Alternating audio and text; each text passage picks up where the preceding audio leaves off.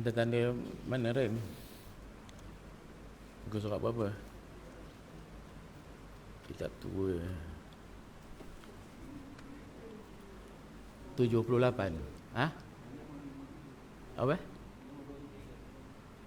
Kitab tua 58.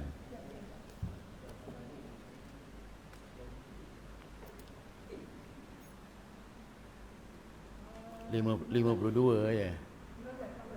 Ha? 19. Bukan 52 ya. Saya tengok sini 52. Ha? Sini saya tengok sini 52. Saya ini ha. Dan lagi pula apabila kasih ia akan seorang hamba. Bukan itu kan?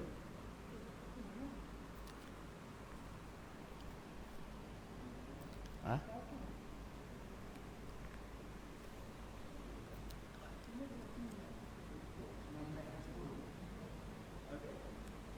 Sembilan belas bulan 10 ya. Oh. Jadi muka surat 53. Tang mana?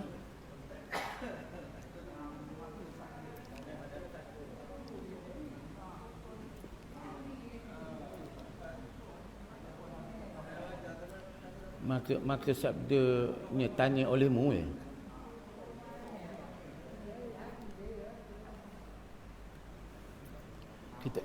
Kitab tuanya. Kitab tua berapa muka surat berapa halaman?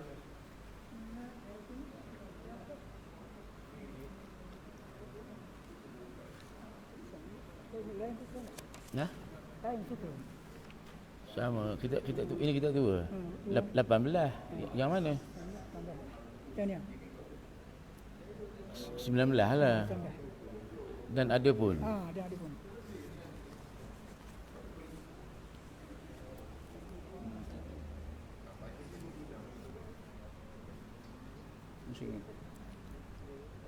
Aku nak tanda pun. Ada pun hakikat. Ini ya. 19.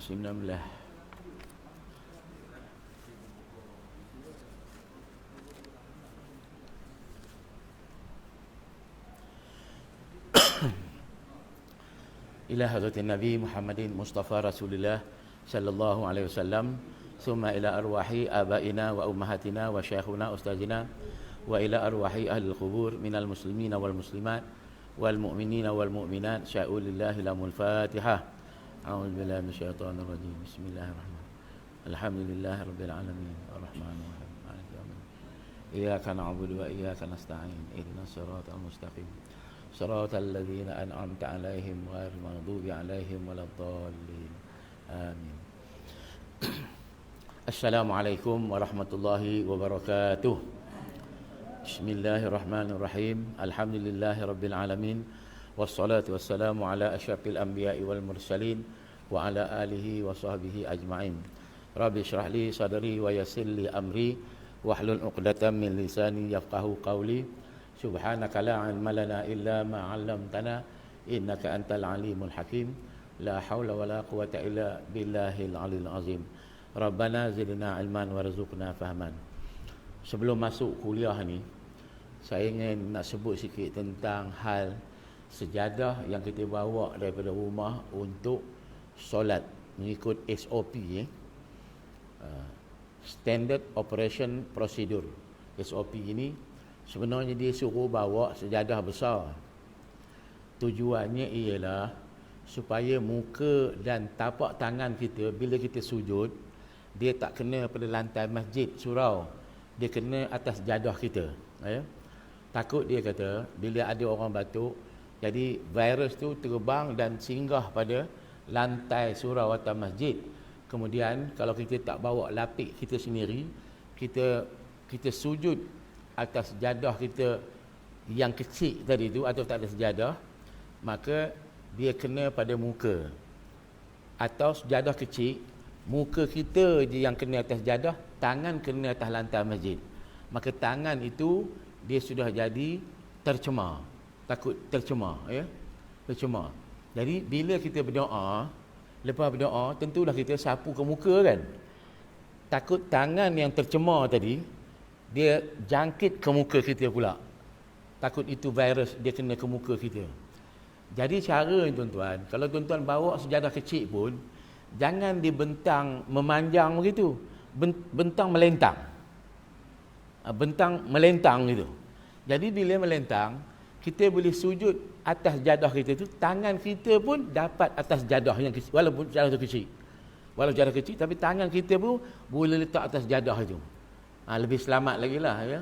Jadi bentang melentang, jangan letak bentang memanjang. Kalau bentang memanjang, hanya muka yang kena sejadah, tangan tetap kena pada lantai masjid. Jadi itu pandangan saya untuk pengetahuan kita semualah, untuk kita amalkanlah ya. Kalau melentang tu dia tak kena tangan, tak kena muka, tak kena. Kemudian kita sambung insya-Allah. Adapun hakikat tauhid itu ya. Adapun hakikat tauhid itu maka iaitu barang yang terlintas dengan hatimu, maka iaitu binasa, yakni baharu yang fana.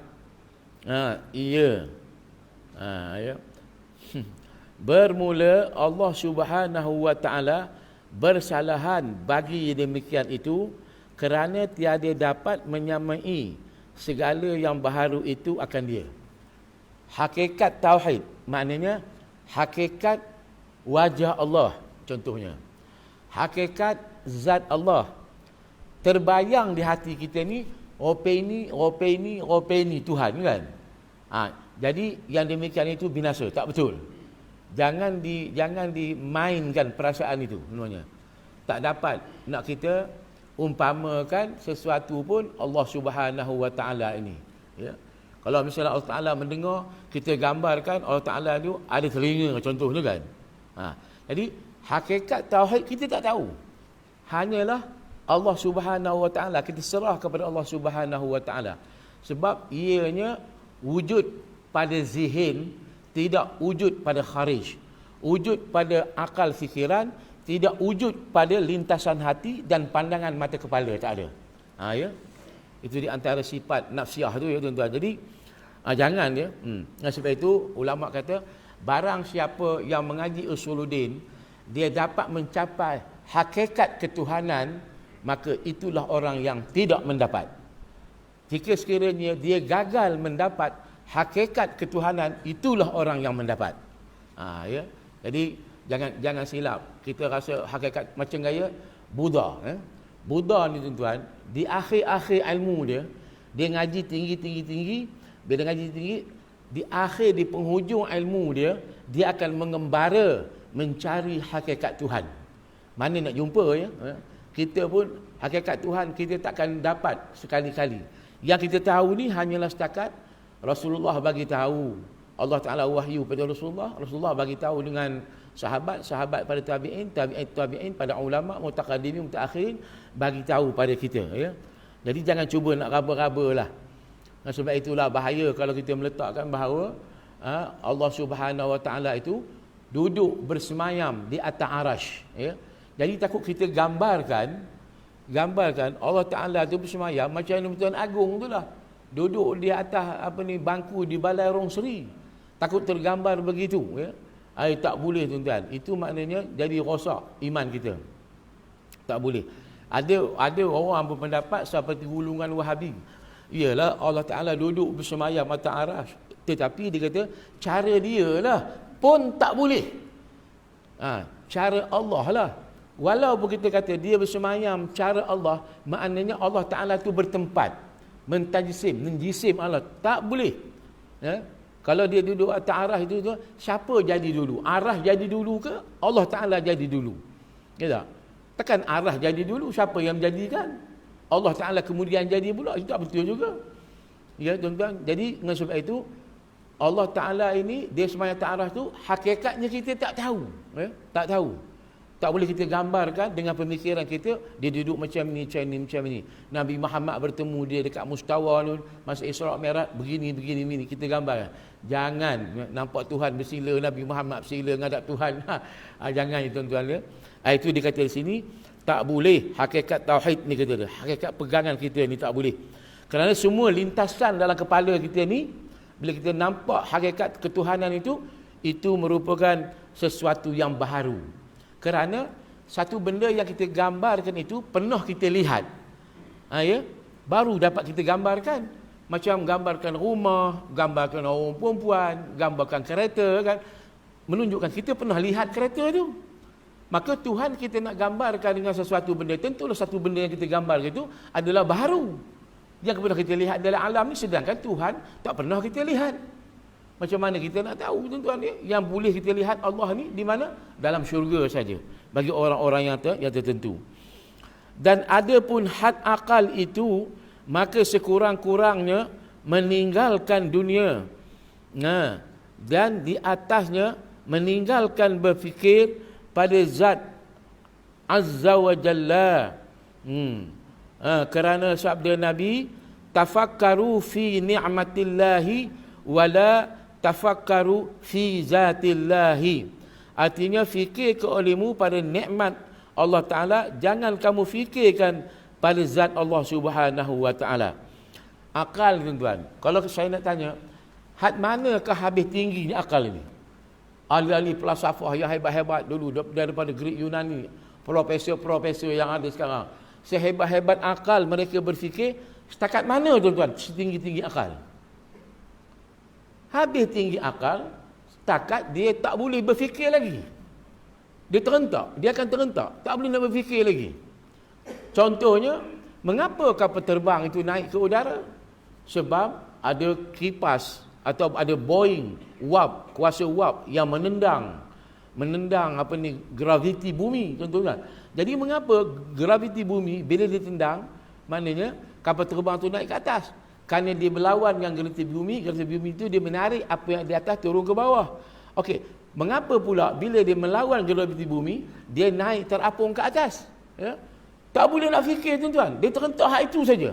Lepas itu tak tahu, bagi orang yang beriman, Allah, kuasa Allah, itu sudah menjadi fitrah Allah Ta'ala, menjadi orang kata nature, hukum alam. Kalau buat begini, begini. Kalau kita makan, kenyang. Kalau kita belajar, pandai. Ya? Kalau tak makan, lapar. Ya?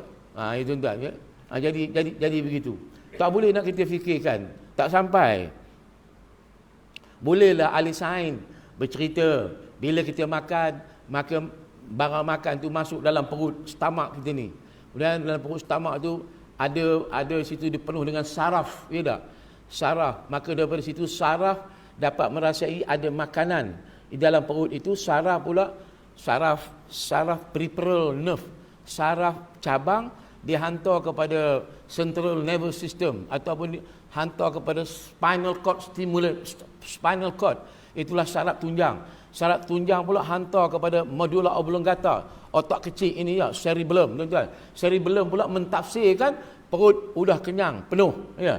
Itu. Tapi mengapa bila otak kecil mentafsirkan ada barang makan dan terasa kenyang, bagaimana benda ini boleh berlaku? Hakikatnya Allah. Dia terentak, tuan-tuan. Akal tak boleh fikir. Hakikatnya Allah. Usahakan itu, tuan-tuan. Ahli sains pun sampai sekarang ni COVID-19 pun tak tahu macam mana nak ubatnya tak. Vaksin pun tak ada. Nak ubat AIDS pun tak ada, tuan-tuan. Ubat AIDS tak ada. Ubat yang nak mengurangkan kesedaran AIDS ada. Tapi vaksin AIDS, ubat nak menyembuhkan betul AIDS, tak ada sampai sekarang. Ahli sains tak dapat tahu. Usahakan itu. Ubat demam campak pun tak ada, tuan-tuan. Mana ada demam campak, demam pelentung, ubat tak ada. Yang ada vaksin daripada kecil itu dicucuk, bila dah kena, tuan-tuan, baik minum air nyor je. Ya kan? Minum air nyor. Bila dah keluar semua tu, minum air nyor. Bagi dia keluar semua, habis semua. Kemudian imuniti badan jadi kuat selepas kena demam campak itu. Tuan-tuan dirahmati Allah. Pendek fikiran kita ni.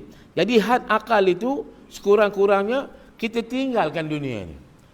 Sebab habis-habis bawahnya akal ni berfikir, dia kata apa ni? Tinggalkanlah dunia ini. Dengan maksud dunia ini kan tak boleh ambil langsung, boleh, tapi sebagai alat jambatan untuk mencapai akhirat. Boleh kita ambil dunia, tapi dunia tak diletak dalam hati, letak pada tangan. Bila diperlukan, maka kita bagi. Orang susah, orang senang bagi tolong. Begitu itu, tuan-tuan ya. Jadi tuan-tuan dirahmati oleh Allah, itu sekurang-kurang had akal yang ke bawah sekali tu. Yang paling atasnya tuan-tuan, akal ini bila berfikir, maka kata dia meninggalkan memikirkan zat azza wa jalla. Ada setengah ulama kata dia tak boleh sebut azza wa jalla, dia kena sebut jalla wa azza. Jalla itu maknanya menafikan segala sifat kekurangan Allah Ta'ala. Jalla. Wa azza itu menetapkan segala sifat kesempurnaan Allah. Setelah dinafikan sifat kekurangan Allah, baru ditetapkan sifat kesempurnaan Allah. Dan sebab itu setengah ulama disebut Jalla wa azza, bukan Azza wa Jalla. Tapi biasa kita sebut Azza wa Jalla. Begitu ya. Itu tadi disebut umpamanya dalam kitab Sirajul Huda. Dalam kitab Sirajul Huda yang saya mengajar di Taman Desa Bakti itu, dia kata Jalla wa azza, bukannya Azza wa Jalla. Jalla wa azza. Dia sebut begitu. Dia nafi dulu baru isbat. Tuan-tuan tengok ya dalam kalimah la ilaha illallah. La ilaha illallah. La ilaha illallah ni ada ayat nafi, ada istisna, ada isbat. La ilaha, tiada Tuhan yang disembah, itu nafi. Illa, itu istisna, kecuali. Allah isbat, tetap Allah Ta'ala itu tempat Tuhan yang disembah. Jadi benda dalam bahasa Arab ni tuan-tuan, bila nafi dahulu, kemudian ditetapkan isbat, ayat itu kuat. Ayat itu kuat ya. Umpamanya seperti yang saya mengaji dulu dalam kitab Nahu Wadih ke kitab Qawaqibud Durriyah bahasa Arab dengan Ustaz Syari di Taman Sistia tu, dia kata kalau kita kasihkan seseorang itu, kita akan sebut macam mana? Kita kata begini, kalau tu orang perempuan, ma uhibbu illa iyaki, tidak aku kasih melainkan engkau. Maknanya kasih itu sungguh-sungguh, tak ada orang lain yang kita kasih melainkan engkau saja. Kalau orang lelaki, ma uhibbu illa iyaka, tidak aku kasih melainkan engkau. Maknanya itu amat kuat. Tidak aku kasih, ma uhibbu itu nafi, isbatnya illa iyaka, melainkan hanya akan dikau yang aku kasih, yang lain tak ada kasih. Begitu punya hebat. Tapi kalau ikut bahasanya senang itu kan. Uhibbuka, aku kasih akan dikau. Uhibbuki, tapi tak kuat. Tak kuat. Ini kaedah bahasa Arab tuan-tuan. Sebab itu sebut sini Jalla wa azza, bukan Azza wa Jalla. Disuruh kita ni tafakkaru fi ni'matillahi wala tafakkaru fi zatillah. Kamu fikirlah tentang nikmat yang Allah Taala kurnia pada kita. Jangan kau fikirkan tentang zat Allah Subhanahu wa taala. Memikirkan tentang kekuasaan Allah itu tak apa. Tetapi memikirkan zat Allah Subhanahu wa taala, umpama sifat nafsiyah dia, wujud Allah Taala tu macam mana kan. Kita tak tahu tuan-tuan ya. Benda ni kita tak tahu. Dia hanya wujud yang wujud pada zihin, tidak wujud pada kharij. Wujud pada akal fikiran, pada pegangan kita, tapi tak dapat nak kita lihat, tak dapat nak kita bayangkan. Kalau kita bayang dapat lihat, mana kita sudah sesat. Dan ada pun had tasawuf. Ada pun had tasawuf ya. Had tasawuf maka iaitu meninggalkan dakwa. Artinya jangan dibangsakan sesuatu kepada makhluk dan menyembunyikan ma'ani, yakni segala rahsia. Ya tak? Hakikat tasawuf ini tuan-tuan, dalam pengajian tasawuf ini jangan kita iaitu meninggalkan dakwa, maknanya jangan kita bangsakan sesuatu kepada makhluk. Mana dapat rezeki ni kita yang berusaha sendiri. Aku jadi pandai ni atas usaha aku. Macam Namrus suruh dermakan harta, dia kata buat aku derma, buat apa derma? Sebab aku dapat kekayaan ni dengan daya usaha aku. Sebenarnya bukan daya usaha dia, tetapi dia menyembunyikan ma'ani, yakni rahsia. Apa? Rahsia ketuhanan. Hakikatnya semuanya Allah Ta'ala yang beri, tuan-tuan ya. Macam saya guru yang mengajar, saya tak boleh dakwa diri saya ni pandai. Pandai daripada orang ni, pandai daripada orang ni, pandai daripada orang ni. Hakikatnya Allah Ta'ala yang memberikan kepandaian kepada kita, dan dia boleh tarik bila-bila masa saja pengetahuan dan kepandaian daripada seseorang itu, ya. Hakikat tuan-tuan dapat daripada mengaji ni bukan dengan hakikat otak tuan-tuan yang bijak, yang riziah, yang bijak. Apa hakikatnya? Tuhan memberi taufik dan hidayah. Dia kata apa? Man yuridillahu bihi khairan yufaqihu fiddin. Barang siapa yang Allah Ta'ala kehendaki seorang hamba itu dalam kebaikan dunia akhirat, difaqihkan dia, dibijakkan dia dalam agama. Itu Allah Ta'ala, barang siapa yang Tuhan kehendaki, yang macam itu. Tapi kalau Tuhan tak kehendaki, ngaji 20 tahun pun bodoh situ je. Dia buat tak reti je. Sampai bila-bila pun dia kopi tu je. Entah, tak aku tahu. Jadi itu tasawuf tu begitu. Hakikatnya semua daripada Allah Subhanahu Wa Ta'ala. Umpamanya kita sembahyang apa semua tu kan. Kalau kita kembali kepada manusia, maka timbul perasaan riak. Kita nunjuk pada orang, ya tak? Tapi bila kembali kepada rahsia ma'ani, kepada rahsia Allah Subhanahu Wa Ta'ala, ini adalah dengan kehendak Allah Subhanahu Wa Ta'ala memberi pertolongan kepada aku, memberi taufik dan hidayah kepada aku sehingga sanggup aku melakukan sembahyang ni. Dia begitu. Jadi timbul perasaan ikhlas, ya tak? Kalau tidak, timbullah masalah-masalah batin yang jahat, sifat-sifat mazmumah, ujub, ya tak? Heran kepada kehebatan diri, sum'ah, semalam buat kebaikan, siang cerita dengan orang, dulu buat kebaikan, kemudian tu cerita dengan orang. Sum'ah, ujub, sum'ah, riak, buat satu benda itu nak menunjuk-nunjuk pada orang, bukan ikhlas kerana Allah Subhanahu Wa Ta'ala. Itu tasawuf punya kerja. Tasawuf ni punya kerja apa tuan-tuan? Dia kata apa? Tahalli bin nazaya wa takhalli minad danaya. Tahalli, kamu berpakai dengan sifat-sifat yang terpuji. Tahalli bin nazaya wa takhalli minad danaya, kamu membuang segala sifat-sifat kekejian. Takhalli minad danaya, baru datang tajalli, baru datang besar kebesaran Allah tu tersergam di hadapan kita, dalam hati kita, baru kita rasa kehebatan dan kebesaran Allah. Kalau tidak, tak mahu tuan-tuan, kita rasa kita je yang hebat, kita rasa kita je yang besar. Dan sebab itu tuan-tuan, kita kena rajin berdoa. Allahumma ja'alni syakura, ya Allah Tuhan, aku jadikan aku ni orang yang syukur atas nikmat Allah. Allahumma ja'alni sabura, ya Allah Tuhan, aku jadikan aku ni orang yang sabar atas dugaanmu. Allahumma ja'alni fi aini saghira wa fi a'yunin nasi kabira, ya Allah Tuhan, aku jadikan aku ni pada pandangan mata aku ni kecil je, tak ada benda, tapi pada pandangan manusia aku ni hebat, aku besar. Tapi kita kadang-kadang kita rasa kita lebih hebat. Kalau kita jalan, orang kena ngelak belaka, kita segala-gala yang hebat, yang pandai dan seumpamanya, ya. Jadi tak boleh tuan-tuan. Itu tasawuf.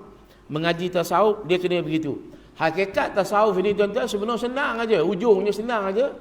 Tonggak dia ialah orang yang ikhlas kepada Allah. Itu ibu segala tasawuf. Ibu segala ilmu usuluddin apa tuan-tuan? Mukhalafatuhu ta'ala lil hawadis, ya. Ibu segala dalam pengajian ilmu fiqh tuan-tuan apa? Sah amalan kita. Sah segala amalan kita tuan-tuan dengan ilmu pelajaran. Itu dia tuan-tuan, ya. Dan ada pun hakikat fakir. Fakir ni tuan-tuan, dia ada miskin, ada fakir. Miskin tuan-tuan, kalau keperluan dia sehari RM10, dia dapat 51 ringgit hingga RM9.9. Di bawah RM10. Tapi tak sampai separuh ke bawahnya. Daripada RM9.9 sampailah kepada lebih kurang RM51 begitu, ya. Itu miskin namanya. Tak cukup dia. Fakir, orang yang fakir ni keperluan dia RM10, dia hanya dapat RM4.9 dan ke bawah. Itu fakir, ya. Jadi tuan-tuan, dia kata ini fakir, bukan fakir ni fikir. Hakikat fakir lah.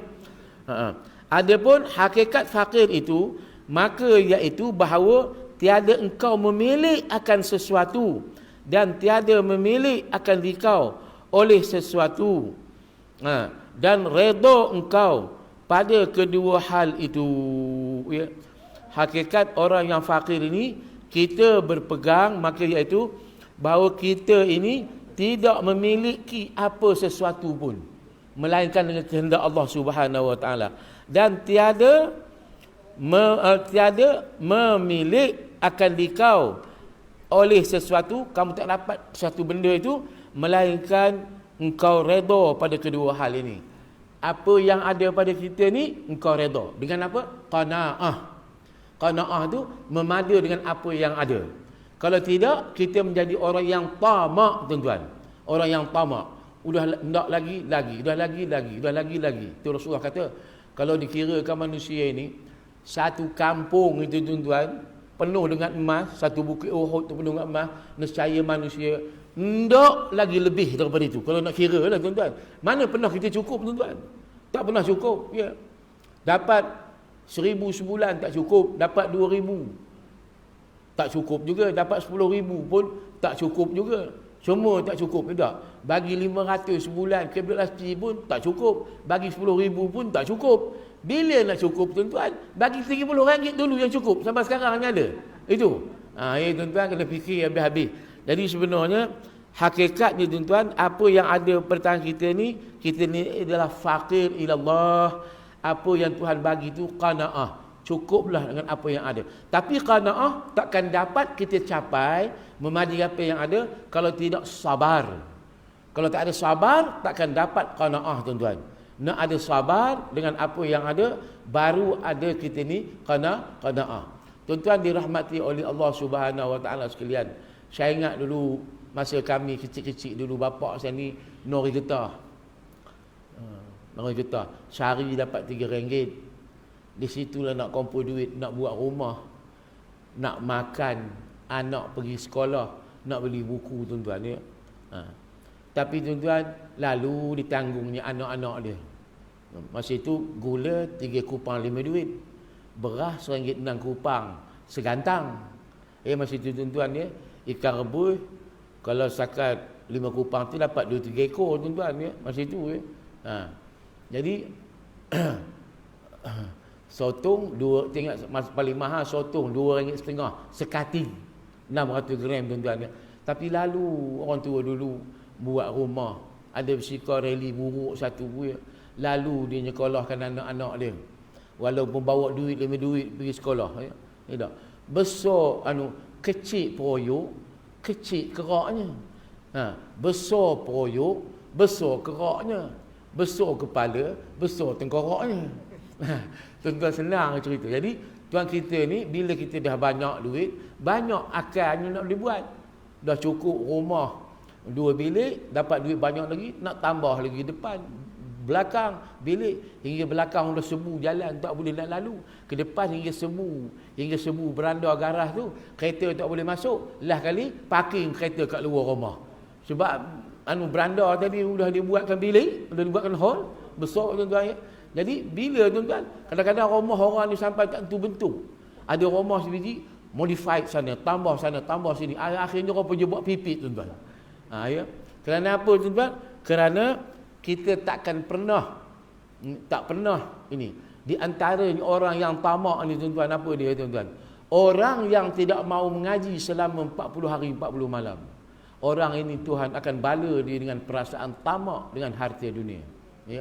Dan tidak pernah merasa cukup masa untuk Islam. Dan tuan-tuan sekalian, yang ketiga, hati dia keras, tidak mau menerima kebenaran dan teguran. Tak mau dia menerima hal-hal agama, tak mau. Ini 3 perkara Tuhan bala apabila orang itu tidak mengaji selama 40 hari 40 malam berturut-turut, tuan-tuan. Ya. Jadi, tuan-tuan, jaga baik-baik benda macam ini. Jadi hakikat fakir itu, itulah dia bendanya. Memadai dengan apa yang kita ada, sabar atas segala apa yang ada. Saya ingat Nabi Allah apa, tuan-tuan, yang Nabi Allah Ayub, ya. Nabi Allah Ayub, ya. Dia ni, tuan-tuan, ada gedung, banyak gedung dia. Ada binatang ternakan banyak. Ada isteri berapa orang saya dah lupa, tuan-tuan. Akhirnya iblis berkata kepada Tuhan, aku nak cuba Nabi kamu ni benarkah dia orang yang sabar. Tuan kata cubalah. Gedung dia terbakar, binatang ternakan dia habis mati tuan-tuan. Dia menjadi orang yang papa kedana. Duduk dalam hutan, jual kayu api tuan-tuan. Isteri-isteri dia minta cerai kecuali seorang saja yang tinggal taat dengan dia. Dalam hutan. Oh, dia nak jual kayu api, orang kata tu susah beli kayu api Nabi Allah Ayub. Kemudian kata pula badan berkudih pula. Kata ada kudih, ada ulat tu jatuh, dia ambil letak tempat kudih tu. Dia kata makan dari rezeki kamu. Cerita tu cerita Israiliyat tuan-tuan. Ada unsur-unsur Israel tuan-tuan. Yang itu tambah takut kot. Ya. Tapi begitulah susah Nabi Ayub. Satu hari isteri datang di, ya Nabi Allah, dia kata, mengapa tidak, bukankah engkau ni Nabi Allah, mengapa tidak engkau berdoa kepada Allah supaya hilangkan segala musibah ini, jadi kaya balik. Nabi Ayub marah. Dia kata, wahai isteriku, kamu tahu berapa puluh tahun kita hidup dalam keadaan kekayaan, kesenangan, kata, sehat tubuh badan, kata. Ini Tuhan baru cuba sekejap aja. Kamu sudah tidak mampu. Sudah kamu tahu, kalau kamu tak mampu, pergi kamu daripada aku. Aku boleh ceraikan kamu. Ya tuan-tuan ya.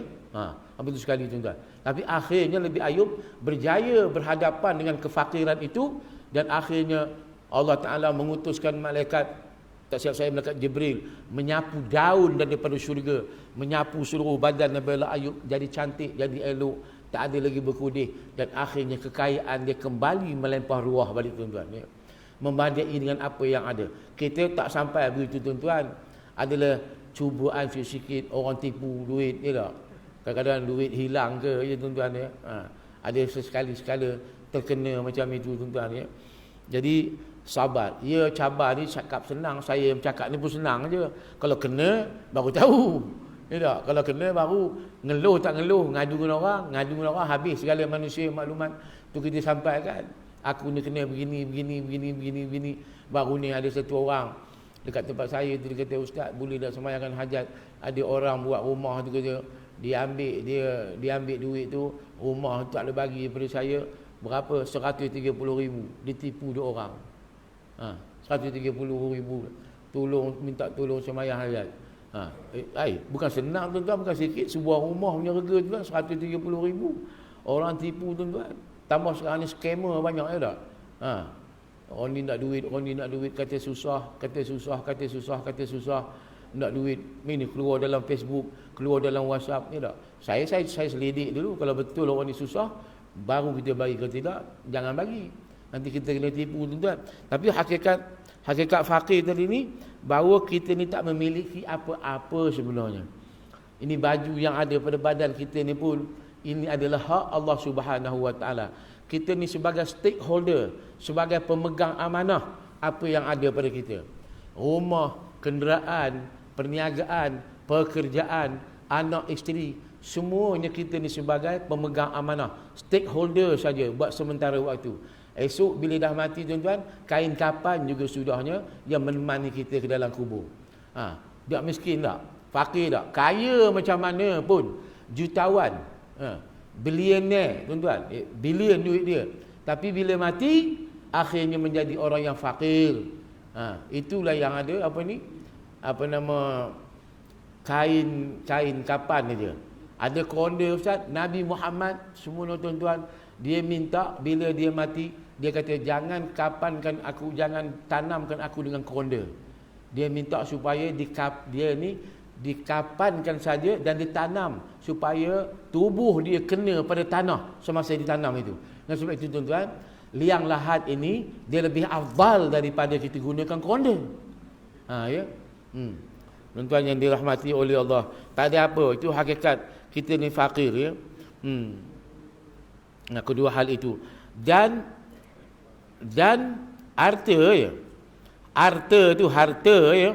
Tiada engkau milik akan sesuatu itu, tiada engkau pandang akan barang yang ada pun, tiada engkau pandang akan barang yang ada pada engkau itu, tak kita pandang. Milik engkau hanyalah engkau pandang pertaruhan. Allah jua, Tuhan bagi kereta ni sebagai pertaruhan aja, sebagai amanah saja kepada kita ni. Anak iman amanah, isteri amanah ya. Juga. Harus bagi Allah mengambil pada waktu ini kehendak ini. Bila-bila masa dia ambil. Tengok Namrud. Dah. Qarun ni dah. Habis dibenamkan harta dia dalam tanah, habis tinggal sebelah pinggang tuan-tuan. Dan dia sekali mati. Bila Tuhan kehendaki. Bila-bila masa pun dia boleh ambil. Anak kita yang kita sayang tuan-tuan ya. Anak kita sayang. Bila-bila masa dia boleh ambil. Mati tuan-tuan. Anak saya dulu yang tua tuan-tuan, umur 24 berapa ke meninggal. Dia kahwin dengan siapa ni? Budak sini seorang, dengan orang sini juga tuan-tuan. Dia meninggal. Sedangkan saya berharap dia ni menjadi tok guru, sebab dari kecil saya sekolah agama tuan-tuan, di mana-mana. Tapi Allah Taala ambil. Adik saya umur 9 tahun tuan-tuan, Allah Taala ambil. Umur 9 tahun Allah Taala ambil. Lebuh ya. Nangis macam mana pun itu dah hak Allah Taala, sukati dia lah. Ya tak? Ibarat kebun satu kebun, kata dia orang ni ni nah B, ambil kebun ni, kamu usahalah, tanamlah durian ke apa semua itu gini apa semua. Kemudian bila tiba masa tuan-tuan, tuan tanah hendak balik, durian dah berbunga elok, musangking pula tu. Udah masak elok tu, aku hendak balik ini kata. Habis kena bagi tuan-tuan, itu hak dia. Kita kena bagi redha hati dia, hak dia tuan-tuan. Habis tu dia bagi apa? Dia bagi harga. Pampasan lah ini dia. Jadi Tuhan dia ambil yang benda itu dengan redha kita, ambil harta dia balik, dia bagi ni kita pahala di akhirat. Pahala ni benda tak nampak. Itu untuk seronok tuan-tuan, macam kita ngaji ni kan. Cuba kalau kita nampak pahala ya dah. Mencurah-curah rahmat turun sini, malaikat penuh sini kan. Tak muat surau kita ni tuan-tuan. Melimpah ruah tuan-tuan ni dah. Tambah pula kata di Ustaz Jamri pula, kata siapa ngaji malam ni dapat RM30 seorang. Tengok tuan-tuan. Penuh surau, tak muat sampai ni sampai ke tangga luar ni tuan-tuan. Tapi tak ada apa, tak nampak. Pahala ni benda tak nampak. Hanya kita nampak melalui keimanan. Udah masuk Isya ke? Masuk Isya kena berhenti tuan-tuan. Ya. Dan makna tiada memiliki akan dikau oleh suatu itu, iaitu tiada cenderung hati engkau kepada suatu. Hati kita tidak tertambat sekuat-kuatnya pada harta benda yang ada pada kita ni. Sama ada dunia ataupun akhirat. Hanya istiqar, hanyalah kita ni bersifat miskin. Engkau semata-mata kepada Allah Ta'ala jua. Tak tertambat hati kita ni dengan dunia. Dengan sebab itu tuan-tuan, kaya macam mana pun, bila orang suruh zakat, keluar zakat. Kaya macam mana pun, bila ada orang susah, kita kena tolong. Kaya macam mana, tiba masa ada waktu, kita kena beri bekah. Ya tak? Kaya macam mana tuan-tuan, jangan kita duduk di rumah tengok TV 50 inci je. Bila datang, bila ada pengajian di masjid, tinggalkan kekayaan di rumah tu, mari ke masjid. Ya tak? Dulu orang selalu pergi ke surau masjid, lampu gas lamp, makanan sedap-sedap, ada daging di rumah, apa pun tak ada, ikan rebus tuan-tuan. Jadi orang mari ke surau. Sekarang ni di rumah dah banyak benda yang seronok. Ada TV, ada hi-fi sound, makanan sedap-sedap, duduk atas kapet. Jadi surau ni apa yang ada tuan-tuan, dengar celoteh ustaz saja. Jadi dia tak datang, dia seronok di rumah, menunjukkan bahawa dia tidak bersifat iftiqar, tidak bersifat miskin dengan dunia. Dia tetap berpegang kepada harta dunia itu. Lupa dia bahawasanya tuntutan Allah suruh dia menuntut ilmu. Supaya dengan ilmu tu dia dapat mentasaruf harta dia mengikut kehendak Allah Subhanahu wa taala.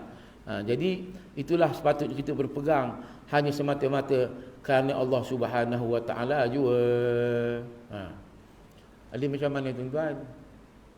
Insya-Allah masuk cepat penuh ya. Betul ke tu? Betul ke? Jadi kita berhenti lah Ustaz. Berhenti lah ya.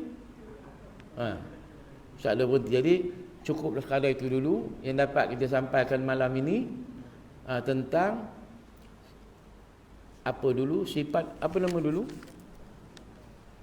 Mukhalafatuhu ta'ala lil hawadis. Insya-Allah bulan hadapan kita masuk dalam bab qiyamuhu binafsihi. Berdirinya Allah Ta'ala itu dengan sendirinya. Ini sifat salbiah. Ini sifat salbiah tuan-tuan. Ini kena tulis, nanti besok lupa. Tuan-tuan ada soalan ke?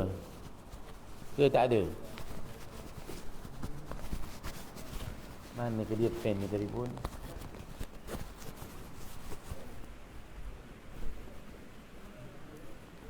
Ya Allah ya Tuhanku.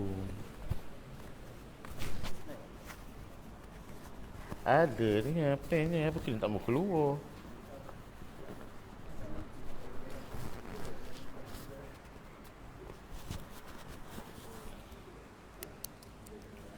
Ni. Hari ni berapa bulan tu? 16 bulan. 16 bulan sebelah. Rumah awam. Ada soalan satu? Ada soalan dua? Ada soalan tiga? Tak ada soalan. Jadi kita berhentilah ya. Setakat ini 17 hari bulan 11 20.